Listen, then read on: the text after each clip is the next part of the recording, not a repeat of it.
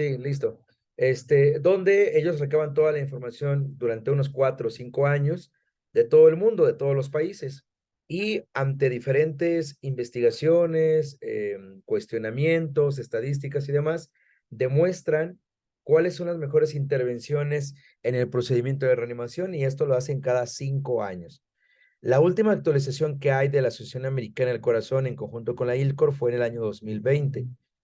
Actualmente, estas guías de reanimación siguen vigentes y precisamente nuestra charla se enfoca a estas guías de reanimación. Ahora, es importante también mencionarles que, pues sí, no son las únicas recomendaciones que existen. Al menos en nuestro país existe una segunda recomendación que sería importante que usted lo consultara posteriormente, que es la guía de práctica clínica. Recordemos nosotros que una guía de práctica clínica, siempre que la descargamos, nos brinda 2 manuales. Usted lo puede ver en pantalla. Tenemos aquí un manual. Este manual llamado Guía de Referencia Rápida, precisamente es eso, un manual de consulta rápida, el cual lo único que trae son algoritmos, son cuadros, etcétera, que nos indican qué es lo que debemos de realizar.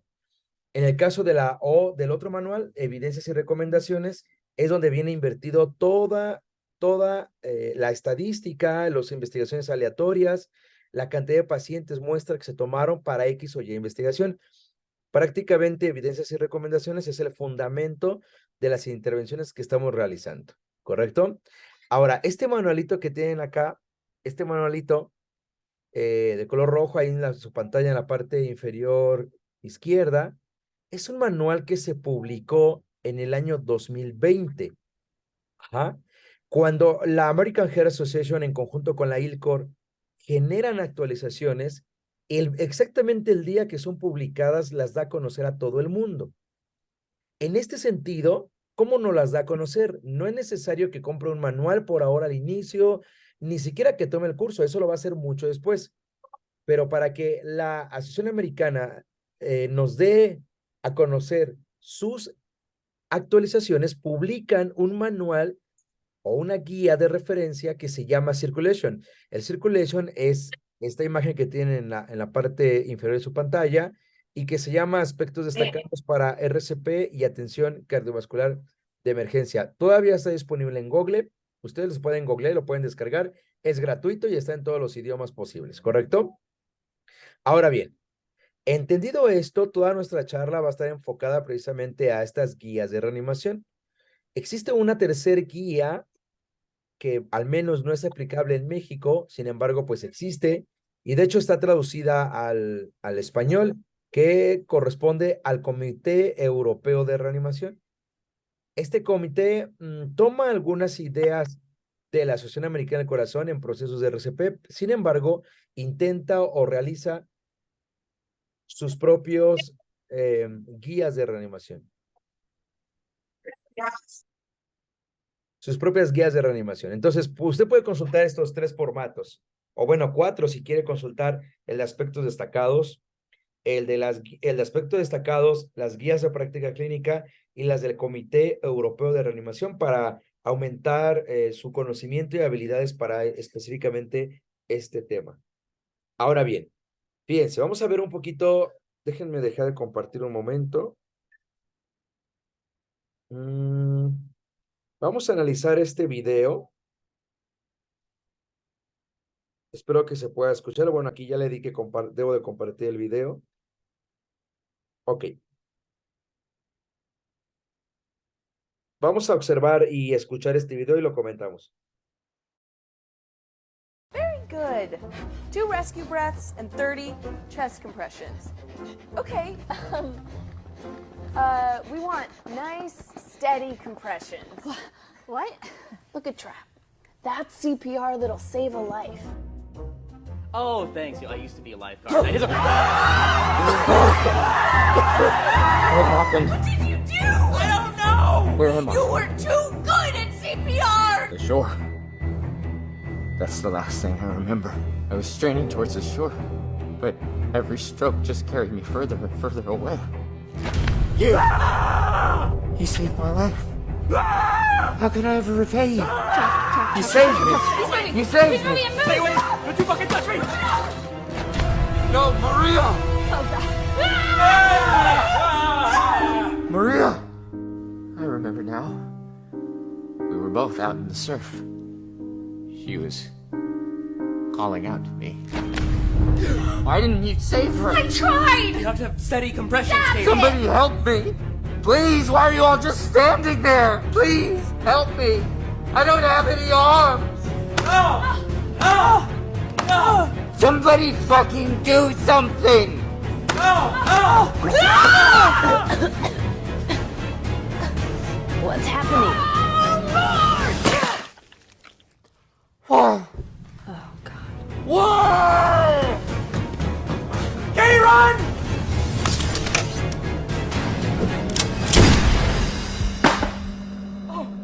Oh my god! What did you do?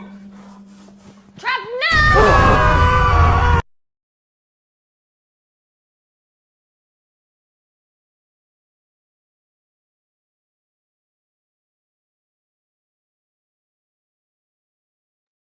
Ok, tengo una pregunta. Ahí en el chat me pueden confirmar si vieron y escucharon el video.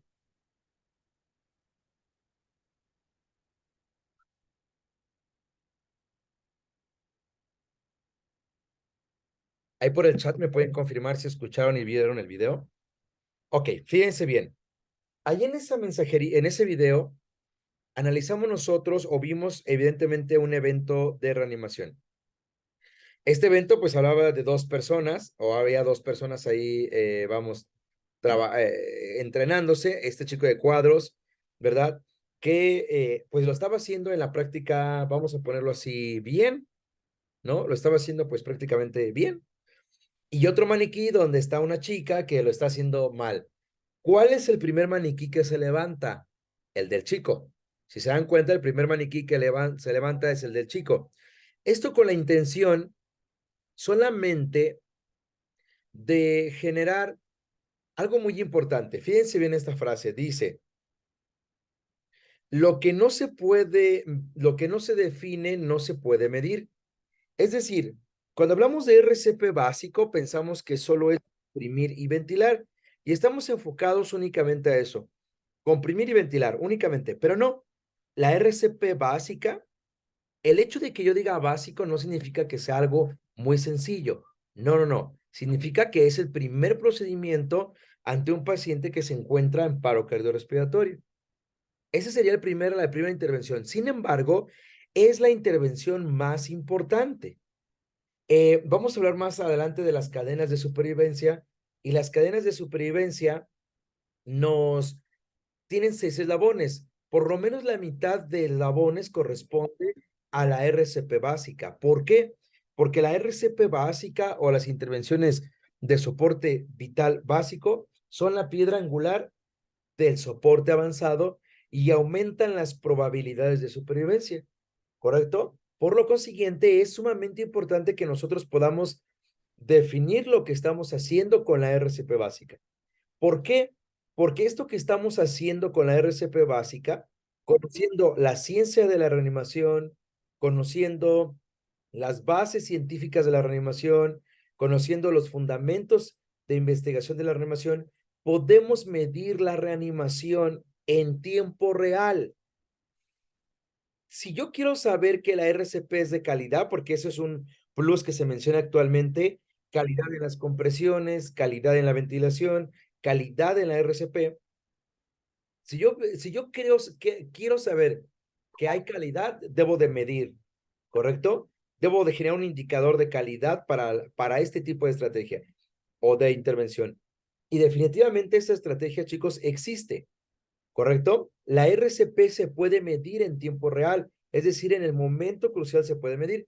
Normalmente existen dos tipos de medidores. Unos se llaman mecánicos y otros se llaman fisiológicos, ¿correcto?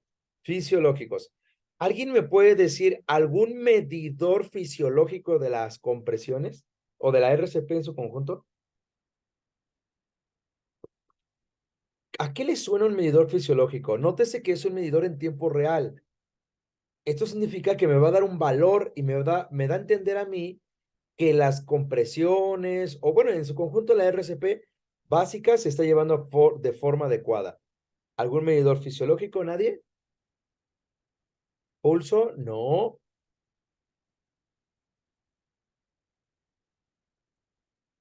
¿Alguien opina otra cosa? ¿Frecuencia cardíaca? No, el paciente está en paro cardíaco. No va a tener frecuencia cardíaca ni pulso.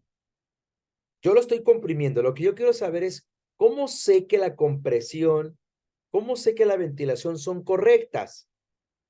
Por el trazo, no, no, porque yo puedo tener diferentes trazos, ¿no? Para el soporte vital básico no es prioritario el monitoreo, pero yo puedo tener diferentes trazos, puedo tener asistolia, puedo tener fibrilación ventricular, taquicardia ventricular sin pulso. El movimiento toracoabdominal, supongo que se refiere a la ventilación, ¿no? Cuando ventilamos que se mueva el tórax y abdomen. La expansión torácica, no. Les voy a decir cuál es el medidor fisiológico. La coloración tampoco. Sería la capnografía. La capnografía es la medida del dióxido de carbono al final de la aspiración. Eso es la capnografía. Una capnografía normal oscila entre 35 a 45 milímetros de mercurio, ¿correcto? Eso oscila una capnografía pues normal.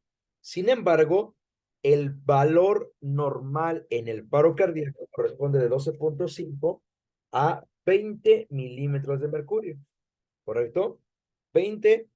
Ah, Evelia, muy buena pregunta. Si no hay ventilador, déjame decirte que no precisamente el paciente debe de estar intubado para pedir la capnografía, porque hay sensores capnográficos que no van al tubo endotraqueal y que el paciente puede tener puntas nasales, ambú, mascarilla facial simple y no necesito precisamente que el paciente esté intubado para yo medir la capnografía. Ojo con eso, ¿eh? Durante la RCP, la capnografía debe de ser de 12.5 a 20 milímetros de mercurio. Eso sería normal. La presión de dióxido de carbono al final de la aspiración debe de oscilar entre 12.5 a 20 milímetros de mercurio. ¿Qué quiere decir? La capnografía durante el paro nos mide dos cosas muy importantes. Una, nos mide calidad de compresiones.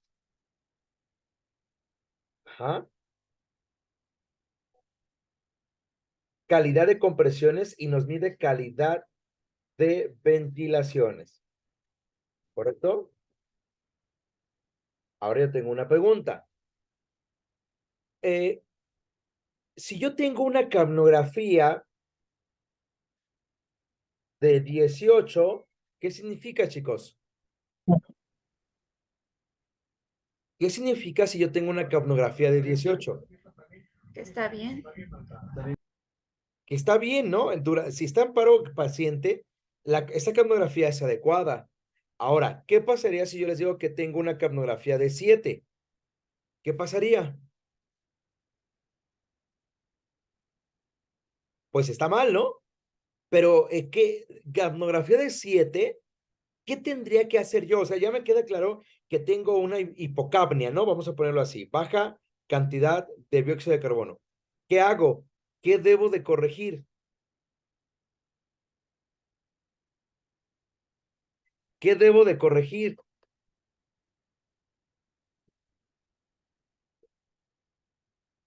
¿Cuál? Exacto, compresión y ventilación. Así es, exactamente. Compresiones o ventilación. Exactamente. Una de estas dos debería estar fallando. ¿Ya vieron cómo eso es una medida de la reanimación en tiempo real? Otros medidores, por ejemplo, son los medidores que se llaman mecánicos. Dentro de los mecánicos existen unas como placas que se ponen encima del tórax y cuando yo comprimo encima de la plaquita, me da una lectura de profundidad y frecuencia. Una de las que es mucho más sencillas es el metrónomo. El metrónomo lo podemos descargar nosotros de una aplicación, ya sea Android o Apple, cualquiera de las dos, y usted debe de programar el metrónomo de 100 a 120 compresiones por minuto. Bueno, no puedo ponerlo de 100 a 120, lo pondría en un número, ¿no? Por ejemplo, la media sería 110. Y el metrónomo va a empezar a sonar. Entonces, cuando usted comprime, no se va muy rápido ni se va muy lento. ¿Correcto? Y está midiendo en tiempo real, en el momento real, de una forma mecánica las compresiones torácicas. ¿Por qué debemos de medir la RCP? Porque lo que no se mide, chicos, no se podrá mejorar nunca. ¿Yo cómo sé que la RCP es buena? ¿Cómo sé que mis compresiones son efectivas? ¿Cómo sé que mi ventilación es efectiva? Pues tendría que medirlo y tendría que buscar una alternativa de medición, porque si no lo mido, no lo podríamos mejorar y lo que no se mejora, pues se degrada siempre. ¿Correcto? Es como el video. No se está midiendo la calidad de compresiones, la chica evidentemente está comprimiendo mal, ajá, y no hay algún dispositivo que retroalimente que está haciendo una buena compresión torácica o una buena ventilación, ¿correcto? Ahora bien, ¿por qué muere un paciente durante el paro cardíaco? Aquí tenemos tres imágenes sumamente importantes. Una de ellas tiene que ver con la ventilación, es el primero, ¿no?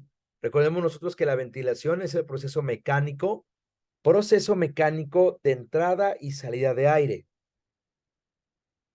Entrada y salida de aire. Ese es un proceso mecánico donde lo hacemos en dos fases, una de ellas se llama fase activa, la otra fase pasiva, o donde se ya le llama inspiración o expiración. Inspirar o expirar. Y lo hacemos basado a presiones atmosféricas. Presiones atmosféricas contra presiones intrapulmonares. Hay un movimiento de volumen de aire que se llama ventilación. Evidentemente, el paciente en paro respiratorio no tiene un proceso ventilatorio, pero más que no tener un proceso ventilatorio, no tiene protección de la vía aérea. Y como no tiene protección de la vía aérea, muchos problemas los van a causar en el proceso de la ventilación.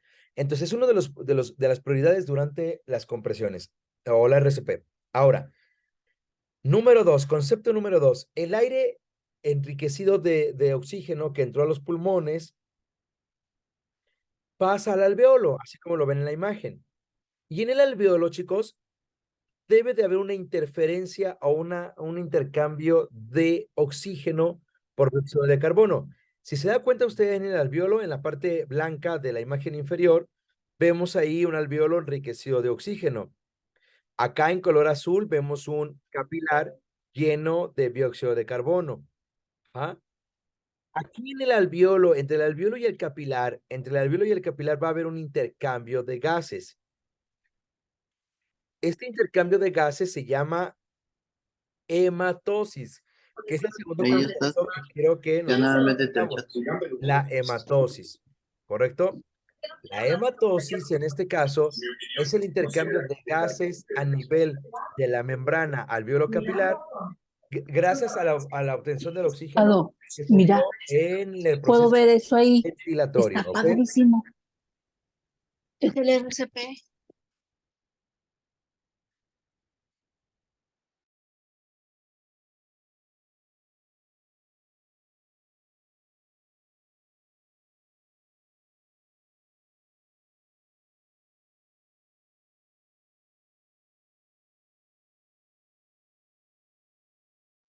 Bien, ahora, una vez que la sangre que está en el alveolo está oxigenada, ahora ya tengo sangre con oxígeno. Como ustedes saben, esta sangre con oxígeno se va a ir a al corazón, perdón, y esta se distribuida hacia el cuerpo humano, ¿no?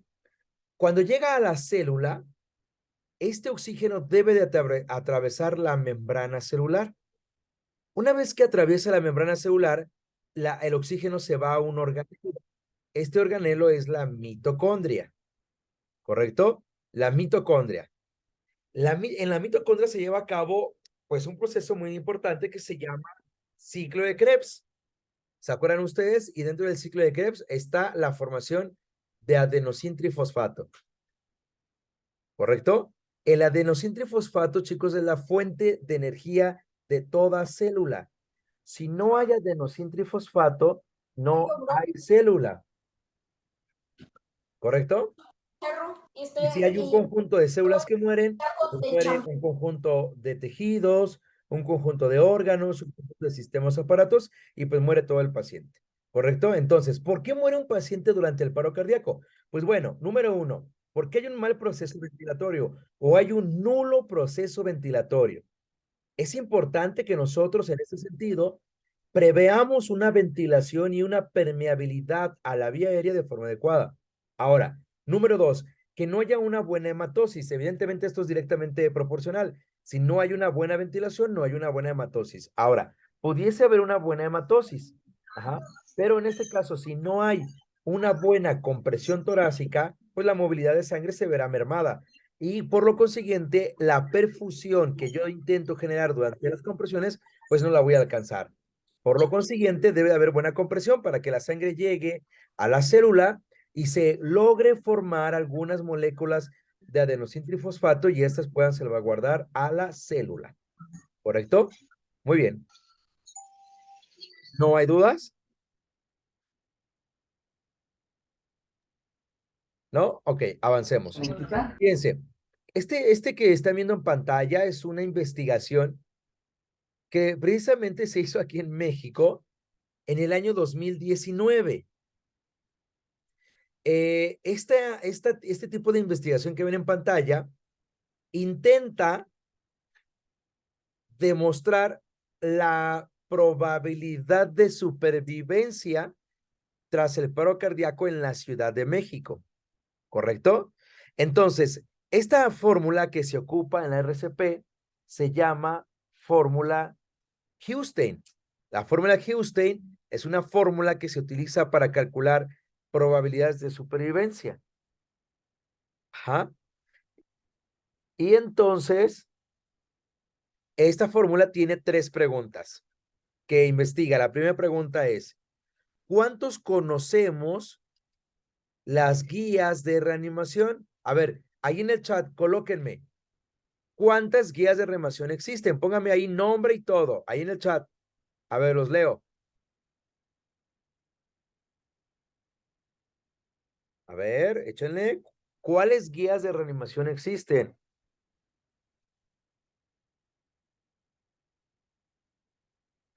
¿Nadie? Hola, hola, ¿están ahí?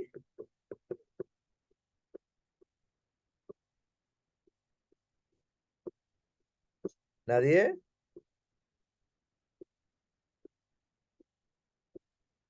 Ok, dicen acá que las guías de práctica clínica, algunos las desconocen.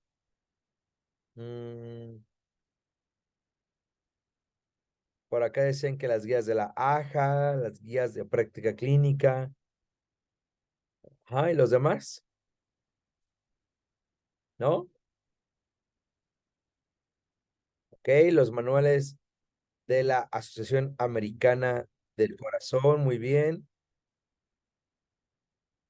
Pues fíjense que efectivamente estas son algunas de las guías de reanimación. Si hubiésemos preguntado esto antes de iniciar la charla, les apuesto lo que quieran que hubiéramos estado casi en cero, porque yo las mencioné, ¿no? Yo las mencioné al principio, precisamente. Ahora, fíjense bien. Eso es lo primero que investiga Houston en ciencia médica. Punto número dos, evalúa eficiencia educativa. ¿Hace cuánto yo tomé un curso de reanimación?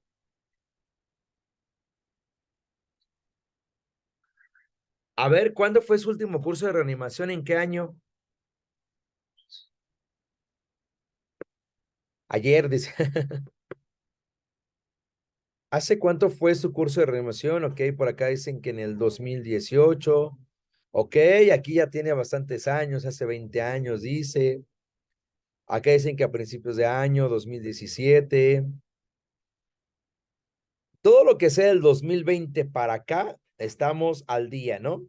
Si es del 2020 para atrás, pues ya nos hace falta un refresh ahí a la memoria en la cuestión de RCP. Si se pudieran dar cuenta, aquí en la Ciudad de México, el 80% conoce las guías de reanimación, no es un mal número, pero la pregunta es muy escueta, porque la pregunta dice, ¿cuántos conocen las guías de RCP? Más nos dice cuántos las han leído.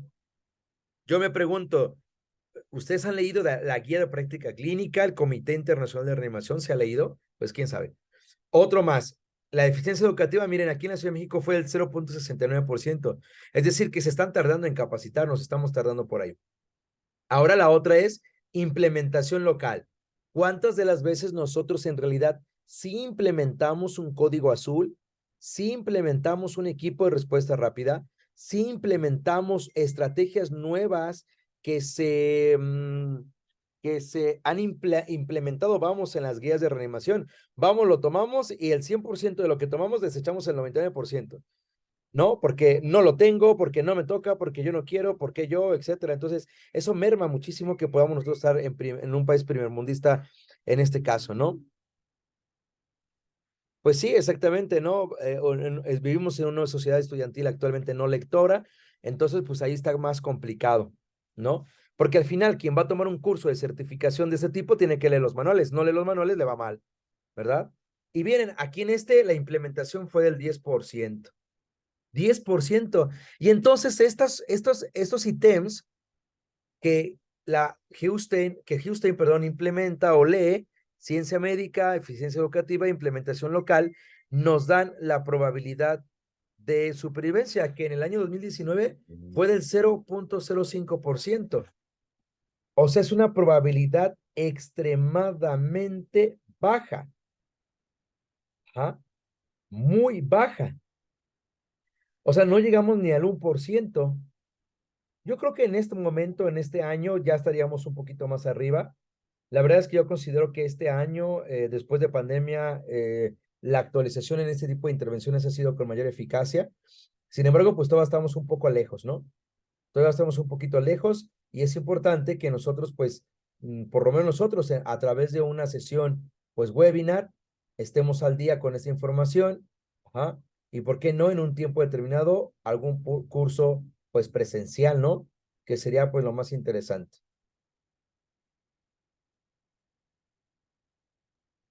Ok.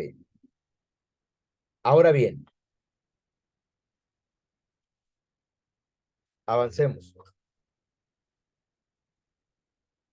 Fíjense bien, ahora viene la otra contraparte, ¿no? Donde nosotros, voy a reproducir unos videos. 19, 20, 21, 22, 23, 26, 27, 28, 29, 2. 1, 2. 1, 2, 3, 4, 5, 6, 7, 9, 10, 11, 13, 14, 15, 16, 18, 19, 20, 21, 22, 23, 24, 26, 27, 28, 29, 3. 1, 2. 1, 2, 3. ¿Sí ventila bien? 5, Ahora es mandar bien a por 7, 8, 10, 11, 12, 14, 15, 16, 18, 19, 21, 22, 23. ¿A qué hora empezamos? 5, A 26, las 3:51. 29, 1, Llevamos 10 minutos. 2. 1, 2, 3, 4, 5, 6, 7, 8, 9, 11, 12, 15, 16, 17, 18, 19, 22, 23, 25, 26, 27, 28, 29, 5. 1, relévala. 2. Sigue ventilando. Ventila. 1, 2, 3, digo cuando lo abran, ¿vale? 5, 6, 7, 8, 9, 10, 11, 12, 13, 14, 15, 16, 17, 18, 19, 20, 21, 22, 23, 24, 25, 26, Dale más, no, comprime. 1, 2, 3, 4, 5, 6, 7, 8, 9, 10, 11, 12, 3,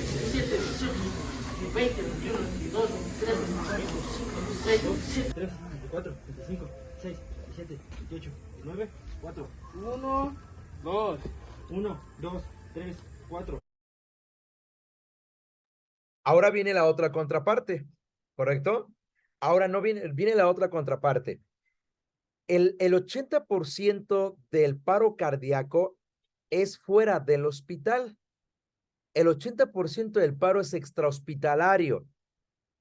Evidentemente, entre más retrasemos las compresiones torácicas, ¿verdad?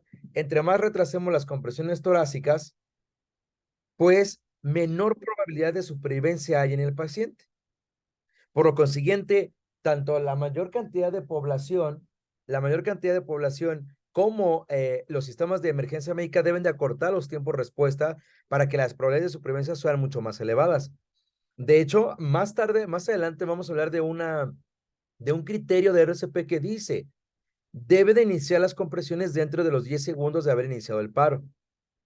Es complicado que esto pase. ¿Por qué? Porque mucha población no sabemos reanimación, mucha población lo dejamos como un segundo término y bueno, también tiene que ver un poco la cuestión política, ¿no? Porque la estructura, la infraestructura es complicada en este caso. Ahora bien, el paro cardíaco, chicos, se divide en tres fases. Tres fases del paro cardíaco y tienen que ver muchas con tiempo y fisiología del paro.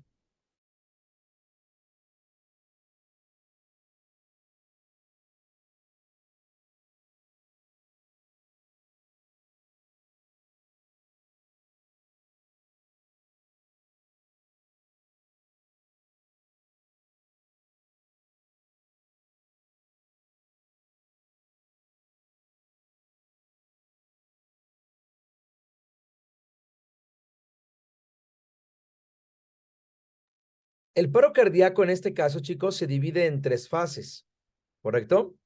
Estas tres fases tienen que ver con la fisiología del inicio o de cómo avanza el paro cardiorrespiratorio.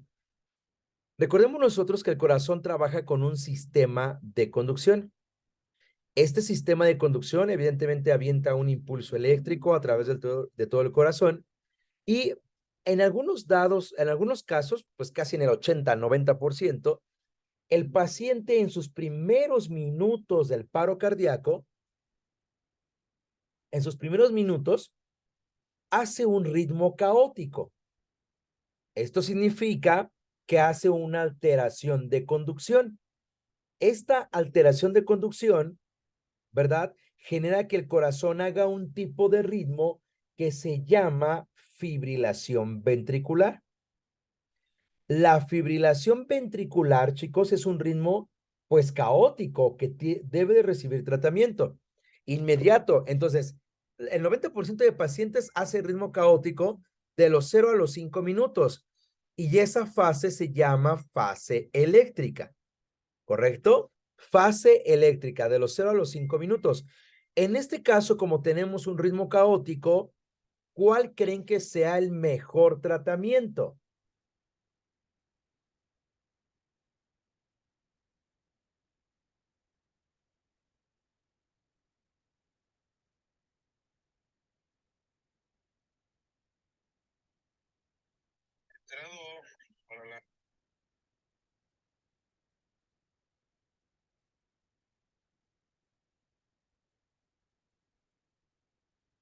¿Cuál creen que sea el mejor tratamiento? Exactamente, la desfibrilación. La desfibrilación es el mejor tratamiento que existe para esta fase. No estoy diciendo que no compriman, por supuesto que van a comprimir, pero entre más pronto se desfibrile es mejor. Por por cada minuto que no desfibrilamos, quitamos el 10% de probabilidad de supervivencia, ¿correcto? Por lo tanto, debemos de priorizar la desfibrilación lo antes posible. Si no logramos, si no se logra revertir este problema en esta fase, el paciente entra en la segunda fase, que es la fase mecánica.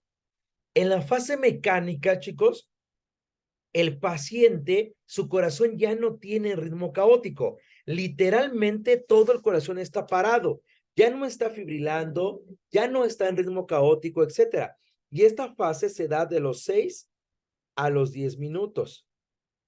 ¿Qué tratamiento creen ustedes que debemos de priorizar en esta fase? ¿Qué tratamiento debemos de priorizar en esta fase?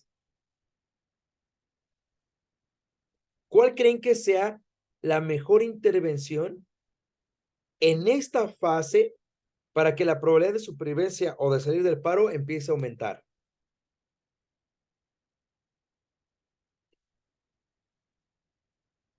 ¿Cuál?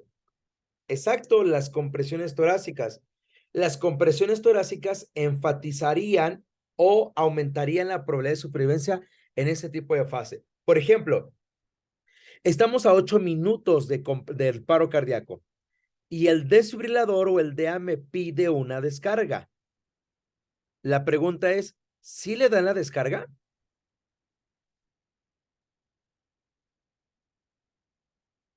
No, cardioversión no tiene nada que ver con el paro cardíaco, ¿eh? Ojo ahí. Si a los 8 minutos el desfibrilador o el DEA me piden una descarga, ¿se la dan?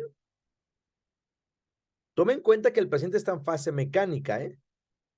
Y en fase mecánica lo más importante es comprimir. Pues sí, sí se la damos. Efectivamente se la damos la desfibrilación, pero ¿qué creen? En esos minutos la desfibrilación ya no tendría tanta garantía de éxito como lo hubiéramos hecho en los primeros minutos. ¿Correcto? Sí la damos, pero no tendría tanta garantía. O no tendría tantas probabilidades de supervivencia para que el paciente salga del paro cardíaco. Si esto no mejora, chicos, el paciente pasa a la fase metabólica. La fase metabólica se da de los 11 minutos en adelante. ¿Y qué creen? Si no hemos logrado revertir el problema, el paciente empieza con daño neurológico. Daño cerebral, bueno, neurológico cerebral es lo mismo. Daño cardíaco, daño hepático, daño renal. Es decir, empieza a haber falla sistémica de los 11 minutos en adelante. Y a esto se le llama fase metabólica. ¿Cuál creen que sea el mejor tratamiento a la fase metabólica? ¿Cuál, chicos? Se da de los 11 minutos en adelante, por daño sistémico. ¿Y cuál creen que sea la mejor intervención en este momento para el paciente?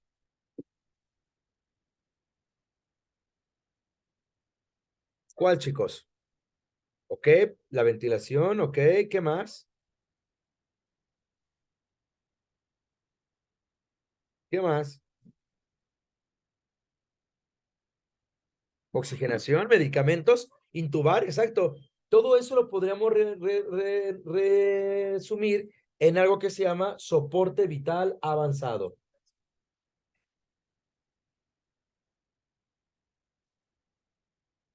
Bien, ¿dudas?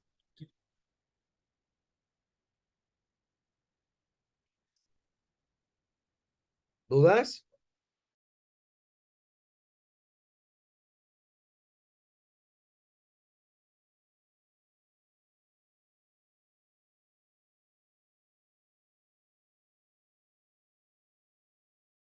Dicen por acá, claro, en un soporte avanzado, Grecia, por supuesto que debemos de aplicar la adrenalina, claro que sí, por supuesto que sí, ¿correcto?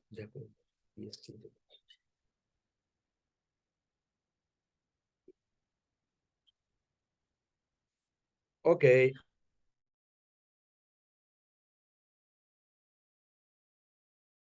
muy bien, excelente, vamos a avanzar si no hay dudas. Ahora bien, eso que acabamos de mencionar nosotros, chicos, lo vamos a resumir en esta diapositiva. Fíjense bien, quiero que me digan ahí en el chat que me escriban un hospital que les caiga muy mal.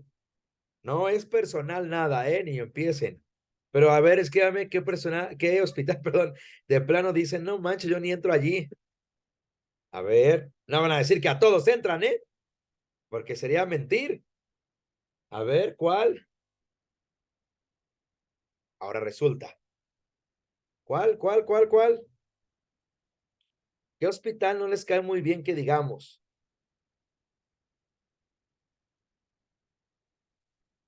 Hello.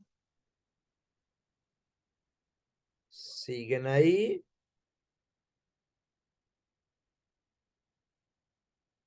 Pero ¿cómo se llama el de usted, Evelia González? Porque no lo conozco. No sé cuál es, pues. A ver, ¿cómo se llama su hospital? Evelia González.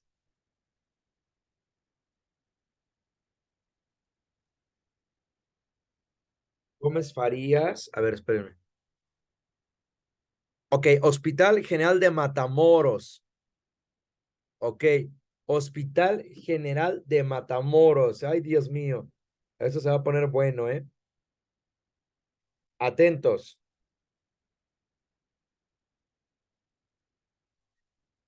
Fíjense bien. En el Hospital de Matamoros tenemos un paciente que está en paro cardíaco. Quiero que vean la lámina y que vean que aquí tenemos las intervenciones que se realizan y acá tenemos el tiempo. Y acá tenemos las probabilidades de supervivencia, ¿correcto? Acá tenemos las probabilidades de supervivencia. Ahora, entonces, depende de lo que hagamos nosotros, vamos a tener una probabilidad de supervivencia, pues, un poquito más elevada. En el Hospital General de Matamoros tienen un paciente en paro cardíaco, ¿correcto? Ese paciente en paro cardíaco, aquí está el minuto 0 del paro cardíaco, aquí. Nadie hace nada. No hace ninguna intervención en la parte inferior de la pantalla. No dan RCP, no desfibrilan y no me toca. ¿Y por qué yo? Y ay Dios, ya me voy, ya es cambio de turno, y etcétera. Y miren, no dieron RCP ni desfibrilaron. Por lo consiguiente, la supervivencia es del 0%. 0% de supervivencia. 0% de supervivencia. ¿Correcto? Ahora, otro hospital que conozcan que más o menos se defienda.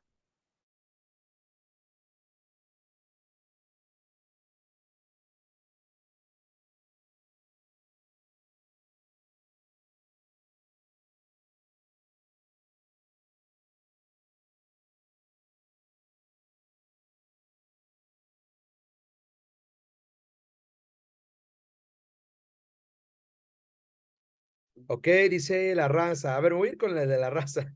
Ok, ok, fíjense bien. Ok, a ver, vamos a ver. De la raza, fíjense bien. Minuto 0 del paro cardíaco. En la raza, ajá, pues después de un buen rato iniciaron la RCP a los 2 minutos. Es muy tardada la RCP a los 2 minutos, ¿correcto? Pero bueno, todo el mundo está corriendo, todo el mundo dice que sabe, todo el mundo quiere hacer, todos se pelean contra todos.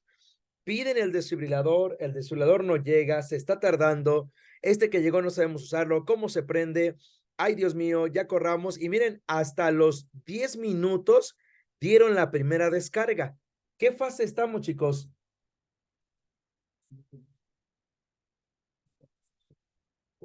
Creo que si no, pues chécale, sí me empieza a bien. ¿Cuál es la fase? Es la mecánica entrando a la metabólica. Exactamente. Aquí la redesfibrilación es retardada y miren, 2 a 8% de probabilidad de supervivencia. 2 a 8% de probabilidad de supervivencia. Pero miren, ahora llegamos, ¿verdad? Al Hospital 36 del IMSS Coaxacualcos, Veracruz, si no me equivoco. La clínica IMSS 36, donde más o menos lo manejan. Minuto 0 del paro cardíaco. Iniciaron la RCP a los 2 minutos, chicos. La RCP a los 2 minutos es retardada. Ya es un poco tardada. Y de ahí inician la RCP, tienen un ritmo caótico. Ajá. Tienen ritmo caótico, piden el desfibrilador, ya va a llegar el desfibrilador y el desfibrilador llega. Y damos la primera desfibrilación. Cuando doy la primera desfibrilación, chicos, fíjense, ¿a qué minuto la dieron? ¿Qué minuto es este? Minuto 7. A los minutos 7, la desfibrilación está retardada, chicos. Entonces, pero la hicieron un poquito más a corto tiempo. La probabilidad de supervivencia es del 20 al 30%. Ajá. Ahora bien, vamos a el hospital donde cada uno de ustedes labora después de haber tomado este webinar. ¿Ok? Fíjense, minuto 0 del paro cardíaco, ya a los 2 minutos inicia el RCP. Lo veo un poco tardado, pero pues por diferentes cuestiones hospitalarias, hasta los 2 minutos la iniciamos. Después de eso, chicos, a los 4 minutos dan la primera descarga, o sea, rápido. ¿Qué fase estamos, chicos? ¿Qué fase estamos? ¿Qué fase estamos a los 4 minutos? ¿Qué fase estamos? En la fase eléctrica. ¿Y creen que en ese momento sea el mejor momento para desfibrilar? ¿Sí o no? Claro, por supuesto, exactamente.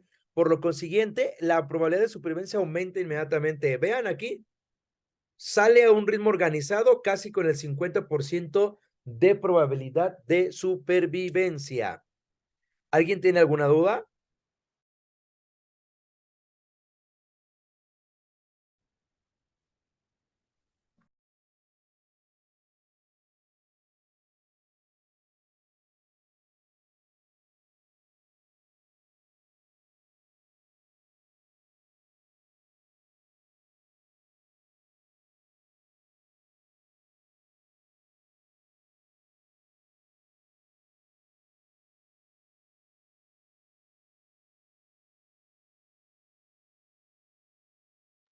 Bien, vamos a avanzar. Ahora entonces, fíjense bien, recordemos nosotros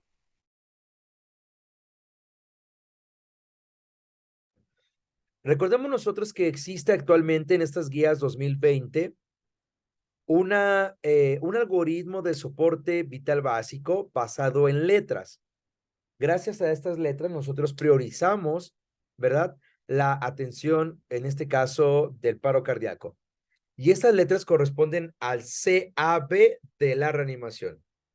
CAB de la reanimación.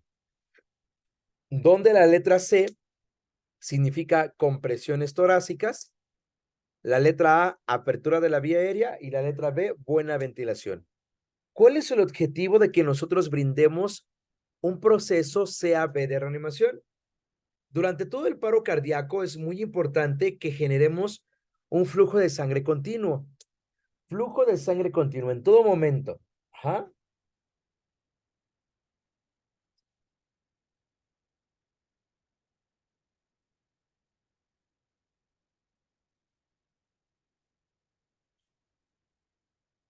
Ahora bien, gracias a este flujo sanguíneo tisular constante, podemos nosotros mover o aumentar la presión de movimiento de sangre. Presión de movimiento de sangre, a lo cual le llamamos presión de perfusión, recordando que la perfusión, pues es el movimiento de sangre en este caso, ¿no?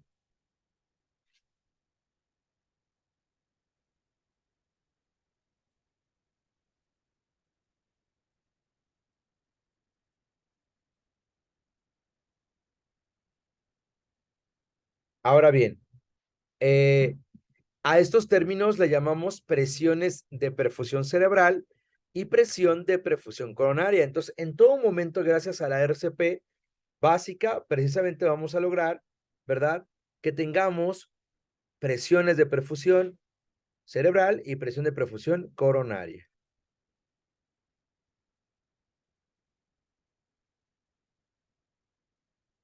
Ahora entonces, recordemos nosotros que existe una serie de pasos para la RCP básica, una serie de pasos, y esta serie de pasos están inmiscuidos en unos procesos que se llaman cadenas de supervivencia.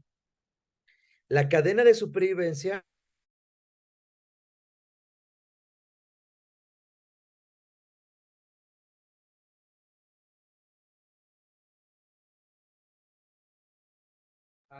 la cadena de supervivencia es una serie de eslabones, ¿correcto? Estos eslabones precisamente nos dicen los pasos que debemos de seguir en la RCP. Eso no llegamos.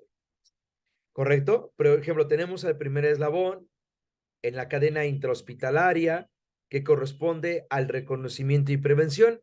Es más susceptible, es más susceptible de que nosotros prevengamos el paro cardíaco a que el paciente esté en paro cardíaco. Por eso es que ustedes saben que actualmente se generan códigos de emergencia, ¿no? O equipos de respuesta rápida. El equipo de respuesta rápida tiene por objetivo prevenir precisamente que el paciente se vaya al paro cardíaco. En segundo término, chicos, tenemos a la activación del equipo de respuesta. En el caso específico del hospital, el código de emergencia estandarizado es código azul. Código azul se refiere a un paciente en paro cardiorrespiratorio, ¿correcto? Y luego debemos de aplicar la RCP de calidad. La RCP de calidad significa dos cosas, que debo de cumplir ciertos criterios importantes y número dos, que debo de medir la RCP. Ya voy a hacer una pequeña pausa, voy a cambiar de diapositiva. Estos que estamos viendo en pantalla son los criterios de la RCP de calidad, ¿correcto? Son 6 criterios sumamente importantes. Tómele captura, tómele foto, porque son pues, prácticamente lo más importante de esta charla. ¿Ah?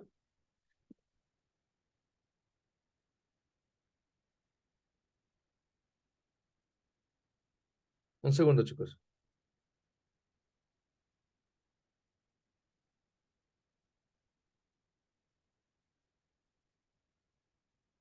Bien, el primer criterio corresponde a iniciar las compresiones dentro de los 10 segundos de haber descubierto el paro. Ven que les decía hace un rato que en la gráfica a los 2 minutos iniciaban el RCP, es un tiempo muy tardado. Una vez que yo identifico el paro, tengo al menos 10 segundos para poder identificar que el paciente está en paro cardiorrespiratorio. Número 2, vamos a comprimir fuerte y rápido. Aquí entran dos criterios sumamente importantes. Uno de ellos tiene que ver con una frecuencia, un ritmo. Es decir, no debo de ir tan lento y no debo de ir tan rápido. Debo de ir a una cierta frecuencia, vamos, que es una frecuencia de 100 a 120 compresiones por minuto. De 100 a 120 compresiones por minuto. ¿Correcto? No debo de ir ni tan rápido ni tan lento, sino de 100 a 120 compresiones por minuto. Por eso les decía hace un rato, existen dos tipos de medidores de calidad. ¿Cuáles son, chicos? ¿Cómo se llaman? Uno empieza con M y el otro con F. ¿Cómo se llaman los medidores de calidad de RCP?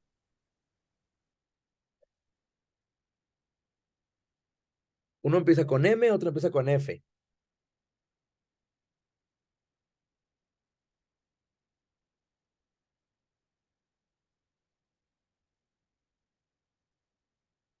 Exacto, mecánico y fisiológico. Es correcto. ¿Cuál es un medidor mecánico más común y más fácil? El metrónomo.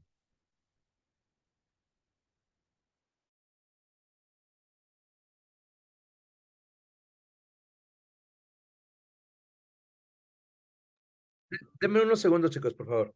Mientras piénsele cuál es el medidor mecánico y cuál es el medidor fisiológico.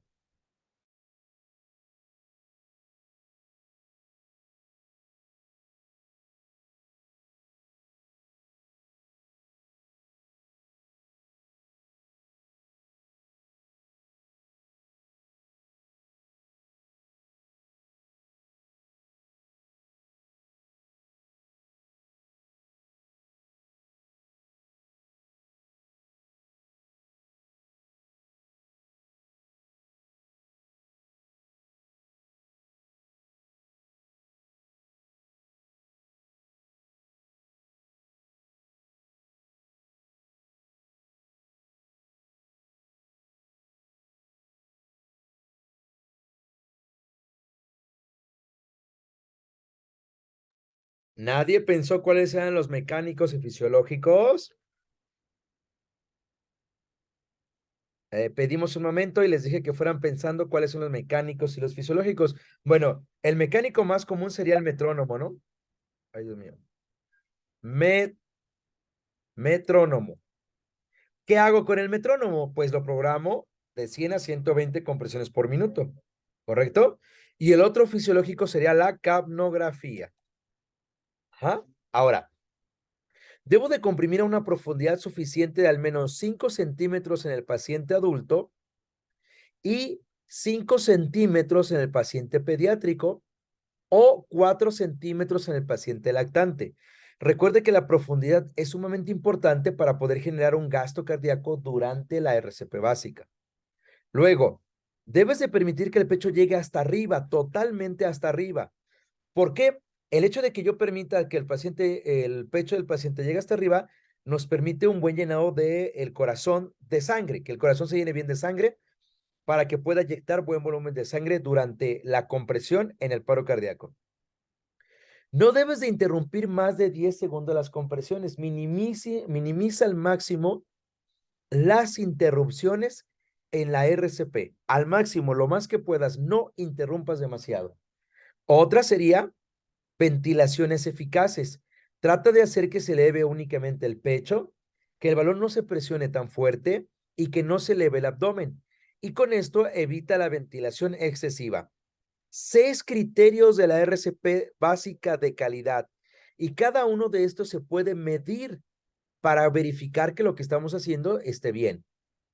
Ahora, cuarto eslabón, desfibrilación inmediata. La desfibrilación inmediata, como lo habíamos dicho, pues si el paciente se encuentra en la fase eléctrica, necesitamos, al menos en los primeros minutos, ¿verdad?, que la desfibrilación sea oportuna. Luego, si el paciente sale del paro, vienen los cuidados posparo cardíaco, y una vez que se generan los primeros cuidados posparo cardíaco, un tiempo después se hacen los procedimientos de rehabilitación. En el proceso de rehabilitación existen varios. La rehabilitación psicomotriz, la rehabilitación psicoemocional o la rehabilitación cognitiva, porque el paciente puede quedar con alteración en una de estas tres esferas. ¿Correcto? Ahora, solo por último, solo por último, me gustaría comentarles que la serie de compresiones que vamos a realizar son 30 compresiones. 30 compresiones, 2 ventilaciones, 5 ciclos,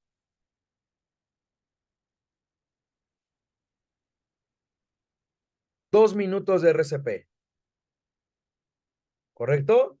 30 compresiones, 2 ventilaciones, 5 ciclos, 2 minutos de RCP.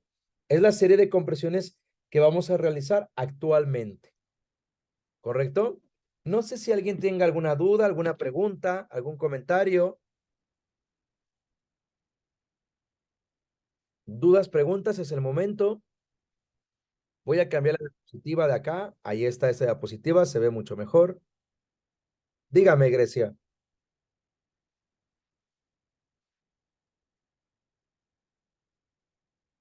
El metrónomo es una aplicación.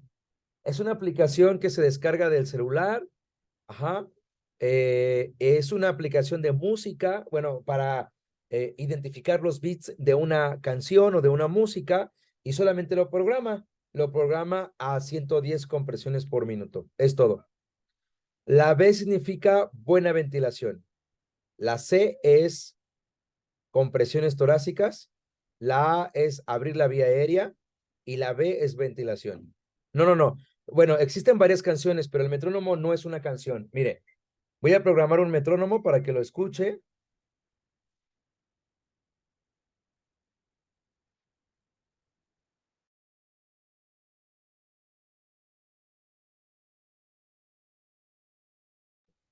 A ver, voy a activar aquí un metrónomo. No es una canción. No. Es una...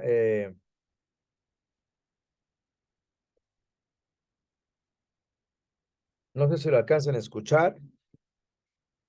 Ese es un metrónomo, está dando solamente un clic y yo comprimo al ritmo de ese metrónomo. ¿Correcto? Ese sería el metrónomo. Bien, no sé si alguien más tenga alguna pregunta. El capnógrafo es un medidor, es un sensor que mide el dióxido de carbono al final de la expiración. Hay dos tipos de capnografía. Una de ellas es aquella que se hace colorimétrica, es decir, se conecta al dispositivo y cambia de color. ¿Correcto? Otro es un sensor que va a un monitor multiparámetros. Va al monitor multiparámetros, sensa el CO2, ajá, y aparece un número, una gráfica y un número en el multiparámetros.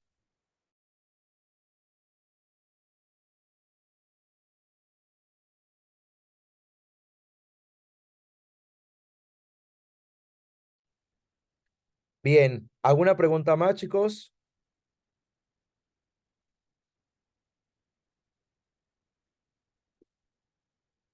Ok, Alexis, ¿andas por ahí? Sí, doctor, aquí me encuentro.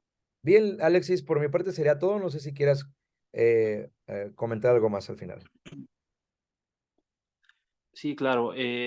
Como ya lo había mencionado anteriormente, sus constancias únicamente llegarán a quien solicitó en tiempo y forma o bien a quien lo hizo antes de las 8:30 de la noche.